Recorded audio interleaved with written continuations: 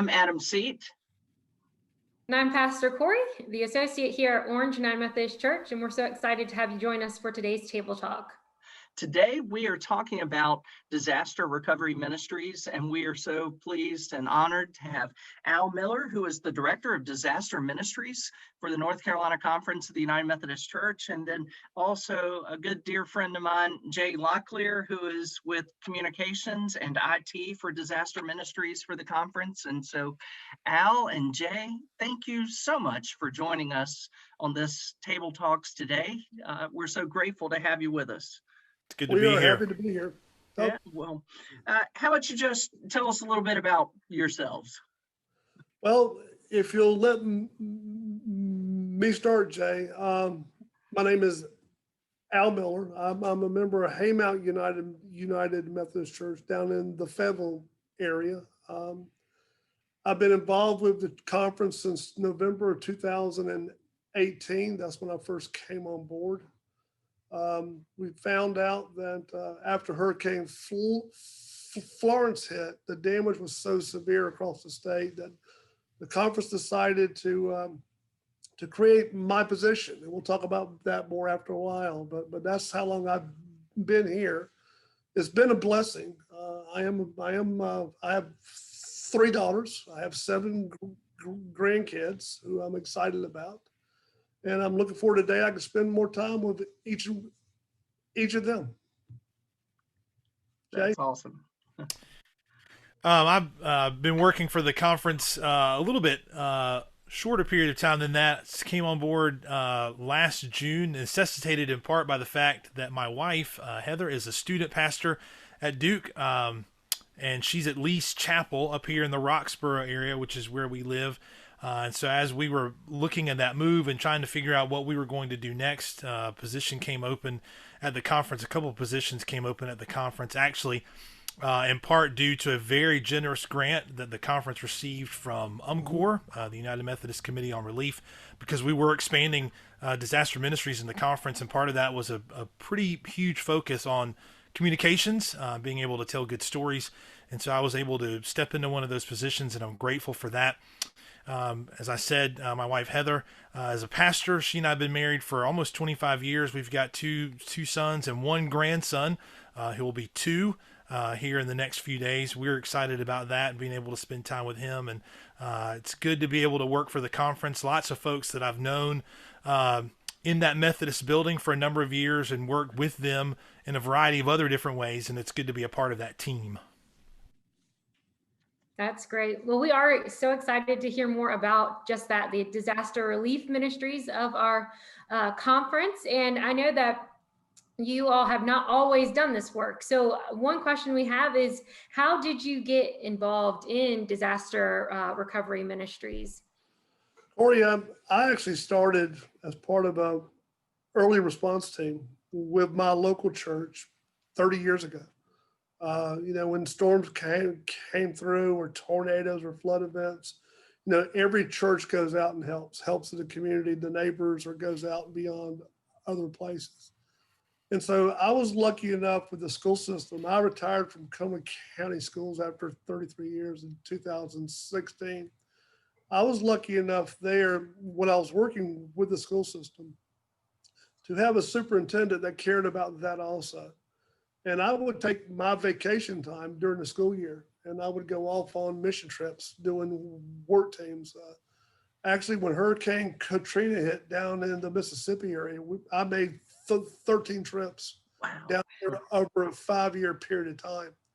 And they were week-long trips. So I would take team members and we'd take off work and go. And I was able to count that as part of my vacation time from the school system. So I've been blessed with that.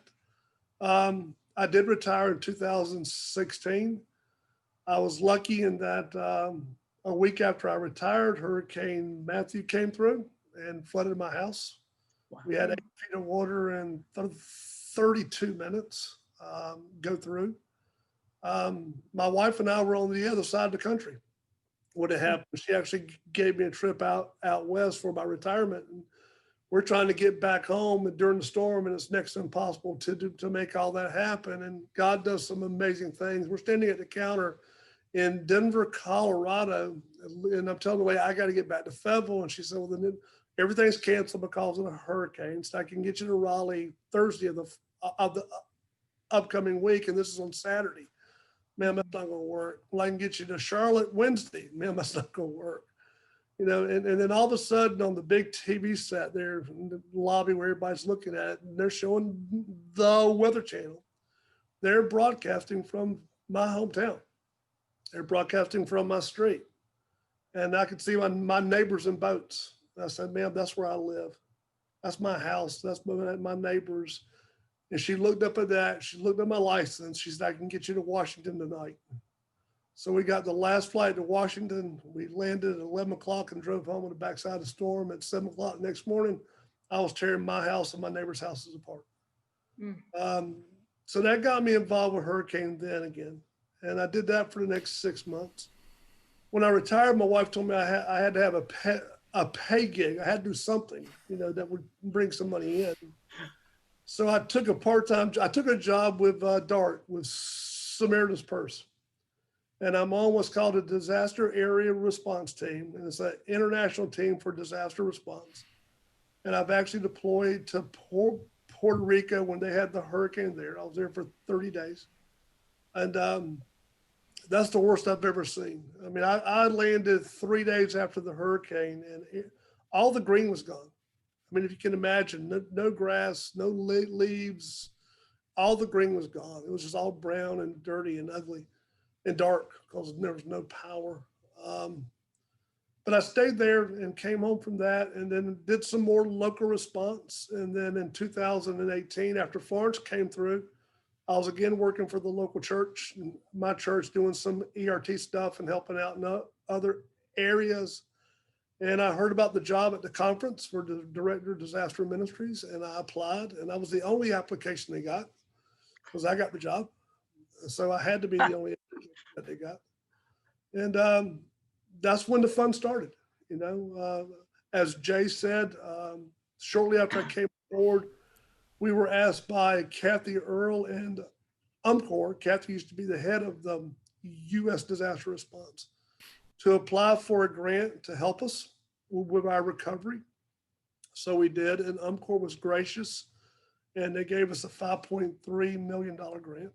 Well, really a 6.4. They had to pull back $1 million, so it ended up being a $5.3 million grant, and that allowed us to grow big, and to grow big very quickly, and to hire the people we needed to hire to help the citizens and the people who were affected by the storm get back to home again. And so we grew from 3 centers to 11.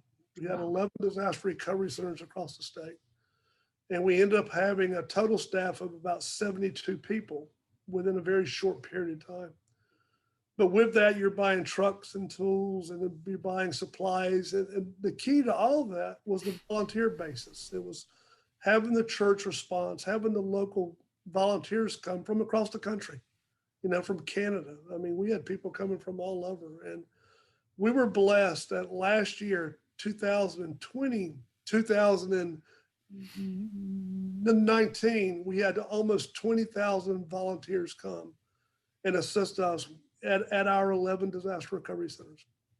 That is phenomenal. No other conference in the country can talk about that. It's because of what people like Ann Huffman and Cliff Harville and Tommy Gilbert have put in place before I ever came. But these people were coming, and they were staying not for a couple of days, but sometimes weeks at a time. The Mennonites, the Amish, the Methodists, the Baptists, Islamic disaster relief. We have an Islamic disaster relief group that we team up with. And so these people were coming and helping us everywhere. Well, you know, then all of a sudden COVID came. And when COVID hit, our volunteer base fell to nothing.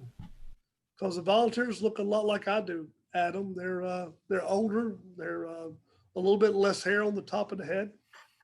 The bellies are a little bit too big.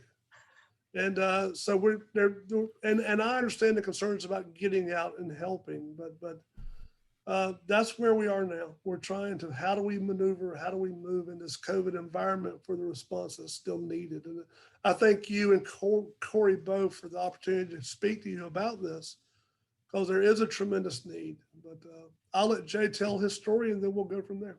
Yeah. When Hurricane Katrina hit, I was working at a church in Smithfield called Centenary United Methodist Church. Adam, you might know a little bit about that church. And Smithfield is not too far from Goldsboro, which is where there's a facility called Mercy. And for a number of years, a lot of our, not just disaster relief efforts, but a lot of our mission focused efforts, all of that was run out of that facility in Goldsboro. And so when Katrina came through, we set up a call center, similar to what we have the Methodist building now in Garner, but all of that was done in Goldsboro. People that were sending supplies, volunteer teams, all of that was run out of that facility in Goldsboro. And so I would travel to Goldsboro for a while there, a couple of times a week, just helping out with intake, helping out with some of their technology pieces. But that was where I became associated with folks like Ann Huffman, Cliff Harville, some of the folks that Al was just talking about. And over the years, maintained a lot of those relationships, and had a chance to serve, had a chance to travel, do things like early response training through the conference. Those teams that go in first on the ground when it's safe to go in, had a chance to do some of that as well.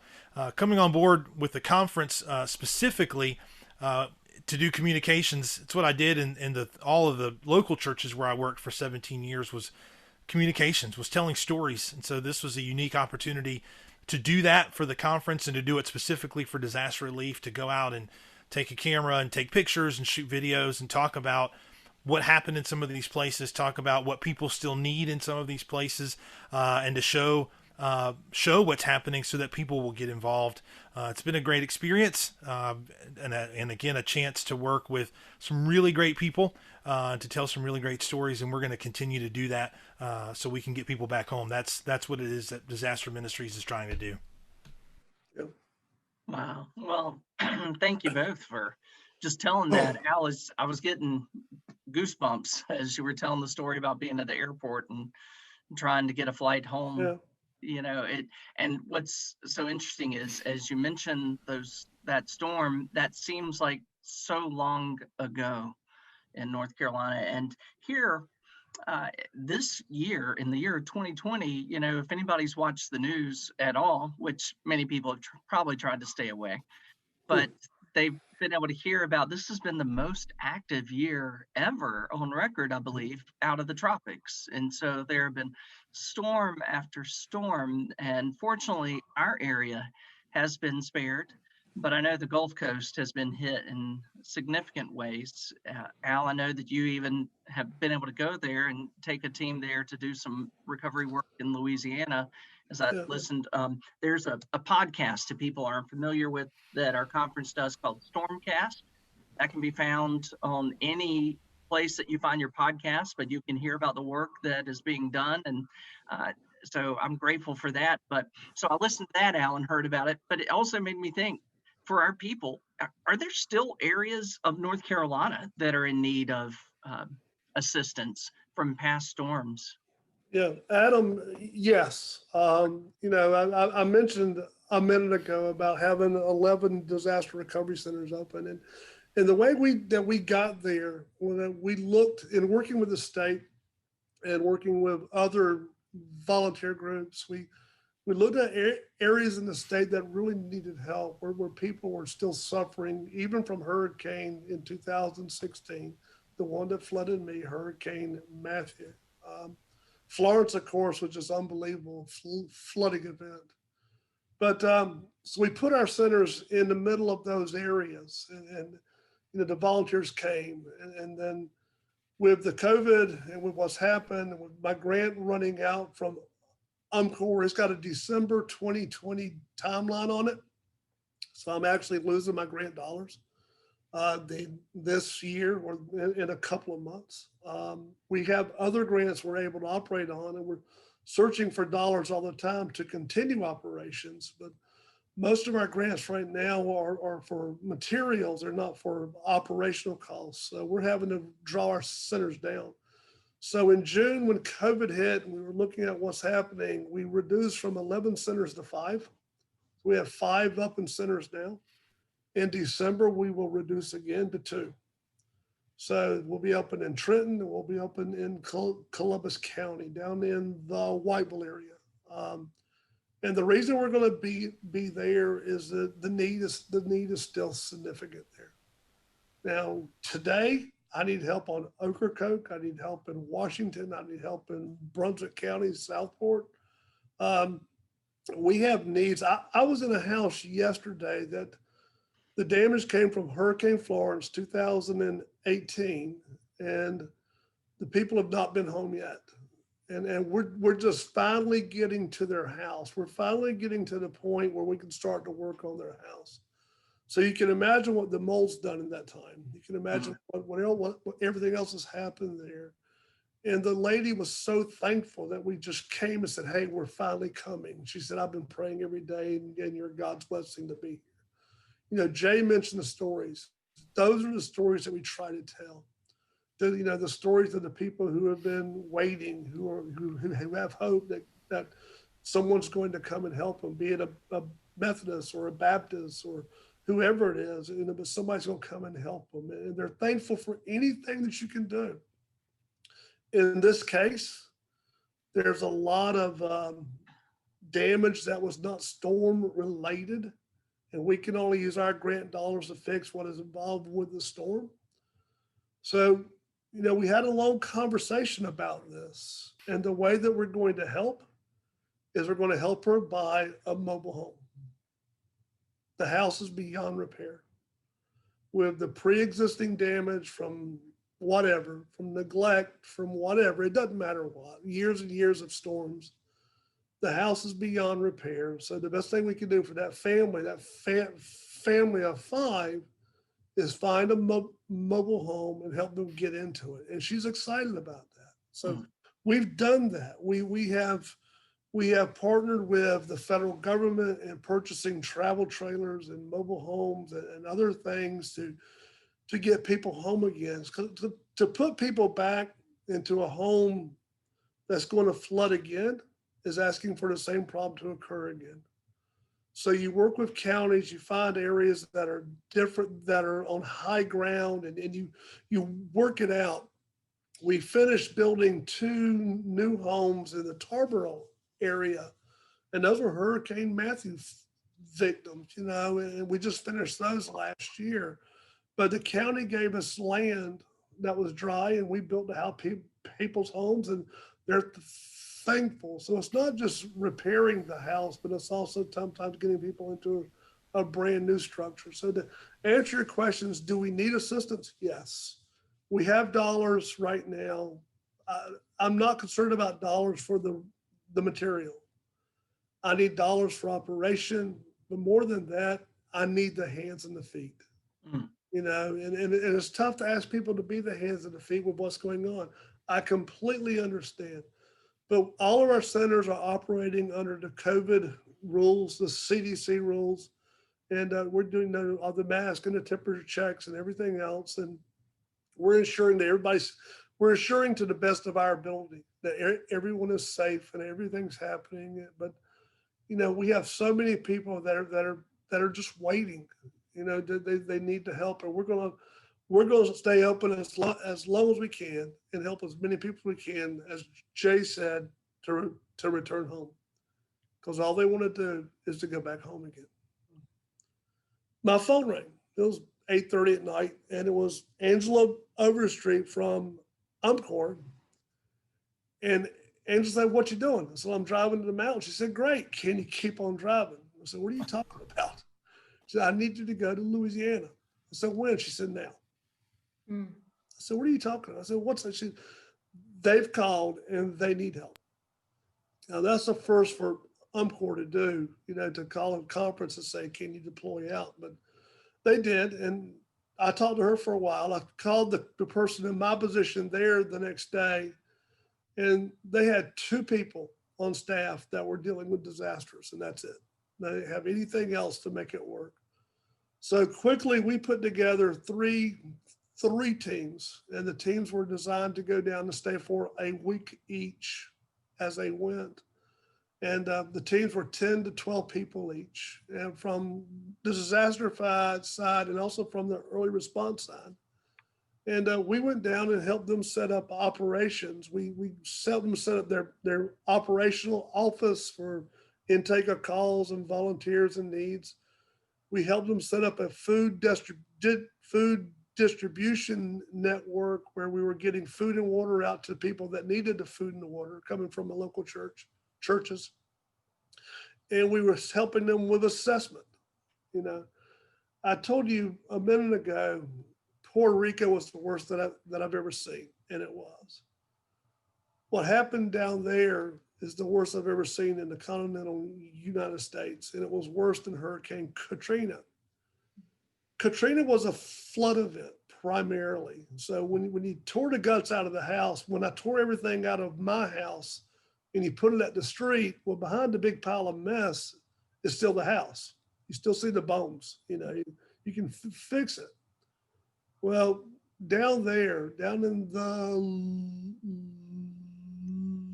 Louisiana area, down in Lake Charles, Holly Beach, all that. It was a wind event. It was a Cat 4 hurricane that came ashore, and it was a Cat 2 when it got to Arkansas, 300 miles up. The houses were gone. So people say, I need a tarp on my roof. Well, you go to the house and look, they don't need a tarp, they need a roof. I mean, the whole thing's gone.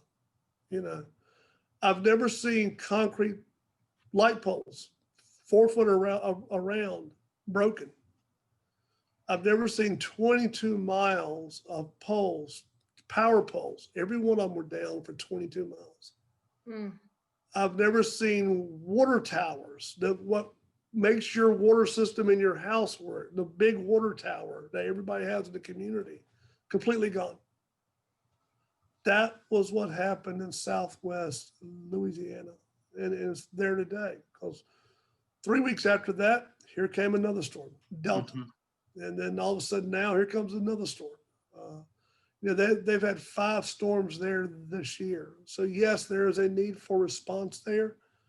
There's a need for early response. Now it's trained early response, because you've got to go in with tarping and some flood, but primarily tarping on roofs. And it's a different type of structure. Luckily, they will take ERT trained. They'll take ERT led, early response teams that are led by somebody that's been trained. So everybody doesn't have to be trained. They'll get their training while they're there. So that's needed there. So we have sent equipment, supplies there to help them. We have also deployed a team to Alabama when Sally came ashore. We sent a team down there for a week, and they were doing the same thing, you know, ERT work, assessment and stuff. And there's a tremendous need there now. There's a recovery need here. Now, we talked about that. But tomorrow, after Zeta comes through, there'll be another response call come out from the Mississippi Conference, again, asking for ERT response. But all the while this is going on, over the last 3 weeks, I've had phone conversation with the Northwestern Episcopal Conference, which is Oregon and Washington. They called and wanted to discuss how we set up our operations, how we got big, and how we made it all work, because they're dealing with fire. And they, at that time, they had lost over 3,000 homes to fire. And we spent a couple hours on the phone talking about how do you grow, what do you do in that response. Well, I've been in conversation with the people that up in the western part of our state dealing with earthquake. So they've had an earthquake up in Sparta. So they've got a small response going on there. There's another fire event down in California. There's an earthquake response up in Alaska. And there's still a Methodist response going on in Puerto Rico. Hurricane, earthquake, hurricane, earthquake. So right now, UMCOR within the continental United States, to include Puerto Rico, is involved in 5 or 6 events. Do they need help? Yes. Every one of them needs monetary participation, something, but all of it is the Methodist Church pulling together. And, we're known for being a church that goes and does, and that's what this is about. And that leads back to Jay's position. I mean, Jay was so instrumental in helping us tell those stories to everybody so they can see the need, not just for us, but for everyone else. Well, I mentioned before we started recording that my son had some work down on the Gulf Coast. And I know when he was in Louisiana, he said a lot of the same thing. He said that almost every tree showed damage, and he saw very few rooftops that weren't damaged. The significance of that wind event. So yeah, I was on the phone with them right after Zeta went through. They called and we were talking again. And of the 6,000 roofs that had been tarped, they were estimating 5,000 of those tarps were gone. wow. So they have to retarp them again. Yeah. They got to go back in and start all over again, with all that kind of work. And just the volunteer base is just key to try to get it there. But and we'll do everything that we can to help every other conference that needs help. And even those that are outside of the Methodist Church, I mean, we'll reach out to the Baptist or anyone to help any way we can. But right now, I hate to say it, but I'm gonna be selfish, Kori. I need help here. We need help here finishing our houses, helping our folks, our community members, the members that go to our church or go to the churches around us, helping them get back home again. That's what's so key for us right now in the short time that we've got left is how do we get those folks home again and get them to where they feel good about where they're at, It's amazing. Now, this is a side story, but it goes to talk about response and need. When I was in Puerto Rico, we were putting on tarps. Part of our job was putting on tarps there. Well, I was with some Samaritan's Purse at the time, and Samaritan's Purse has a whole lot more money than what I've got, but all their tarps had their symbol on it. So they had their logo all over the tarps, It was pretty neat. If you flew over, you could see all the Samaritan's Purse tarps. So you know how much work you'd actually done. Well, we were on a house working on the tarp, me and 3 other guys. And all of a sudden, I hear everybody downstairs crying. I mean, just screaming and crying. Nothing. My God, somebody's died. I got to get. So I hurried down the ladder. I rushed inside. What is going on? And it's a cry of joy. I figured that out after I got down there. Well, the house that we happened to be working on, there were 2 families living there. There were 9 people total in a 2-bedroom house. The roof had been blown off, and we had found a way to rebuild the trusses and put a tarp over it to give them some sun protection. And the little girl down the street saw us working. So she ran home to see her mom to see what was happening. And she went to her bedroom. And she looked up and she started crying. She started screaming. And Mom came, what was wrong? She said, look. She said, what? Look at what's on the ceiling. Well, the sun was shining through the tarp and you could see the logo of SP at the time. She said, God's giving back. And Mom said, what? He said, every year we do the Christmas boxes. So this family did the Christmas boxes for other people for Samaritan's Purse. The little girl saw this and she said that God's giving back to them. Well, take that to what we're doing as a Methodist church. People see us giving back. People see us giving hope. They see all the different denominations coming together, working under us, with us, beside us, in front of us. But all the denominations coming together to give them hope again. And that's what it's about. It's about a faith-based response, giving hope again, and that's why it's so important. The lady yesterday, thankful that we're coming to her house, thankful we're going to be there. She was even more thankful as we were leaving and saying, I'm going to get a new home. You know, Yeah. got to find a way to make it happen, but it's going to happen. You know, Right. we're going, but those are the stories. Jay's got, and I can go on, and I got to shut up. But Jay, you remember the thing I've got inside of my office from the lady from Wilmington. Yep. Hey, you want to tell about that? Al received a handwritten letter from a lady in Wilmington, and we read that letter, and I think everybody kind of had the same thought. We've got to tell this story. We've got to let people know what happened. And the basics of it. I mean, the storm had come through, and they had exhausted all of their resources. I mean, everybody that they had talked to, everybody said they couldn't do the work. And she details in the letter black mold, rats. I mean, just so many things. And they had no other options. They had nothing else, nobody else to turn to. And the woman, she was in town, and she just happened to see a sign that talked about Methodist disaster relief. And so she stopped in thinking it was probably going to end up the same way, that she was going to be told no, and she would just go back to what she'd been doing. But she filled out the paperwork, and a couple of folks from our Wilmington Disaster Response Center got back in touch with her, and they came and they evaluated the damage and looked to see what they could do. And they said we can fix this. We can put this back together. And she talks about in the letter, and she names by name, not just the folks who worked at our Wilmington Center, but some of the volunteers that came. And like Al said, we had so many volunteers last year in 2019. Those volunteers came from all different parts of the country, but Wilmington just happened to be the place where they were assigned to work, and they put that house back together.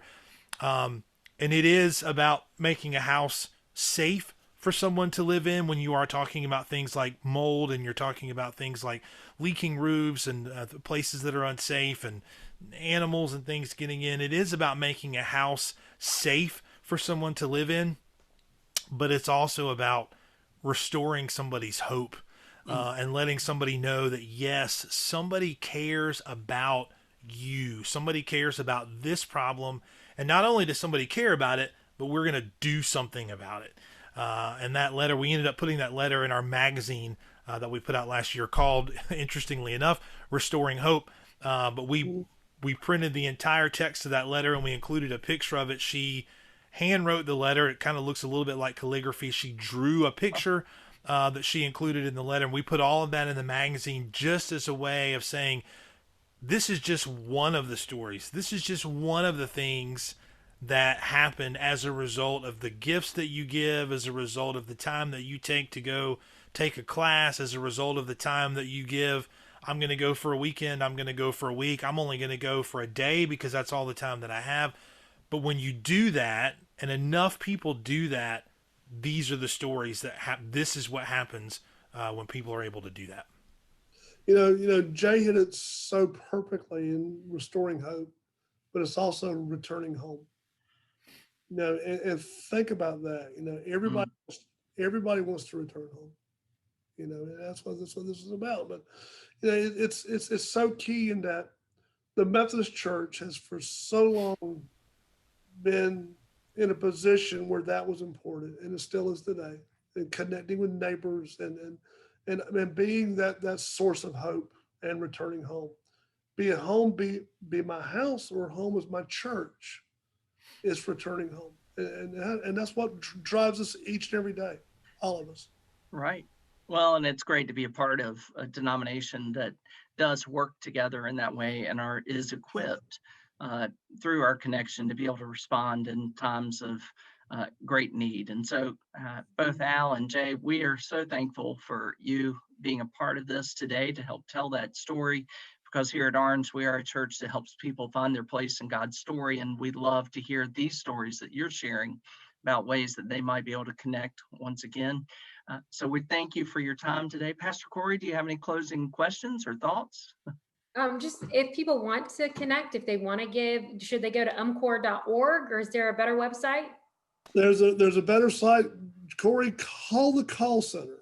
Call the North Carolina Conference call center. It's on the conference website. Call and say, hey, we'd like to come and help. We'll take everybody we get. And Adam and Kori, both of you, hey, I've got a great place for you to go next week. Tell me when you want to go. Any of your church members that want to come and join us, I would love to hear the stories of members from your church, to come back and say, we need to do this again. Yeah. And again, because it gives, it's hard to explain, but you feel when you actually know that you're being a part of the hands and feet of Christ. Right. In a way that you're helping others. And that's what happens. Be it your gifts are in person or in dollars, however you give, there's a way for everybody to help us. You don't have to go on a team. I would love you on a team. I need you on a team right now. But, if all you can do today is pray, then pray for the people that need the hope. Pray for the people that need to return home. Pray for the responders who are responding, especially in times like there are now with COVID, because the responders are still going to respond. I mean, Jay and I both are still going to go when called to ask, and we're going to take all the precautions. But hey, I got evicted out of the conference office for a month because I'd been down in Louisiana. They wouldn't let me come to work. But I had to work off a remote, and I don't do well working on remote. Jay will tell you, I don't do well doing that. It's true. But so, prayers, presence, pocketbook, but more so than all that, open your heart, open your mind to being a part. We need you to be a part. Yeah. Kori, if folks go to nccumc.org/disaster, all of our information is there, how people can get involved, where they can give.